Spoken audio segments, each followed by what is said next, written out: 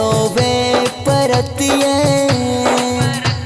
सच्चा प्यार के नेह बैता रोवे परतिए। मेरे जाब अगर हम ता सेनुर धोवे परतिए। मेरे जाब अगर हम ता सेनुर धोवे परतिए।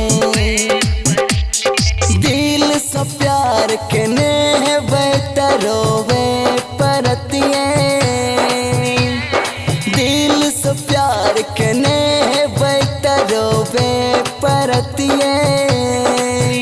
मेरे जाब अगर हम ता सेनुर धोवे परतिए।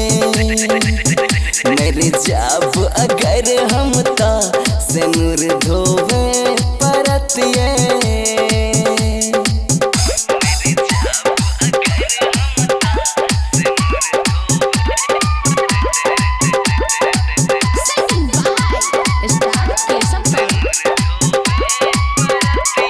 Music by DJ Umesh, Shukipur बाजार। 7 जन्म के क्रिया खा के गेलो सब बिसरिए। सोचल सपना सपने रह गले भेल कौन का सूरिए। डोली चढ़ का आहा गेलो सजना के आंगना। याद करात आहा के पल पल दिल हमर ऊ कंगना। सच्चा प्यार के नेह बैता रोवे परतिए। सच्चा प्यार के नेह बैता रोवे परतिए। मेरे जाब अगर हम ता सेनुर धोए परतिए। मेरे जाब अगर हम ता सेनुर धोए परतिए।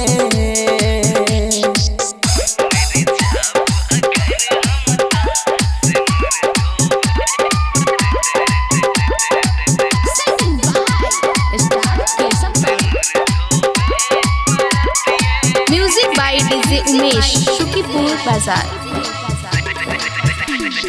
प्यार के बदला दिलो सितम चाहे मैं कहाँ कमी कलो हम। हमरा पे कलो जादू टोना दिल पे दिलो कहन जखम।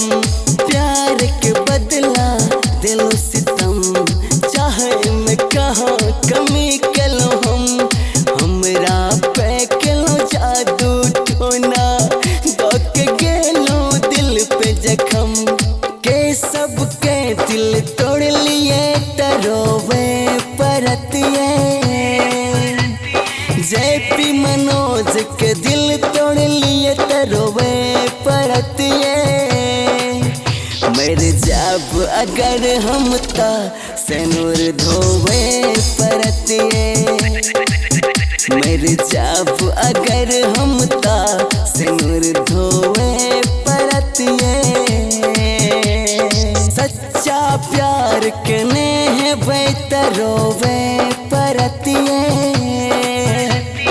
दिल से प्यार के नेह बैता रोवे परतिए। मेरे जाब अगर हम ता सेनुर धोवे परतिए। मेरे जाब अगर हम ता सेनुर धोवे परतिए। Recording by Divya Jyoti music, Raj.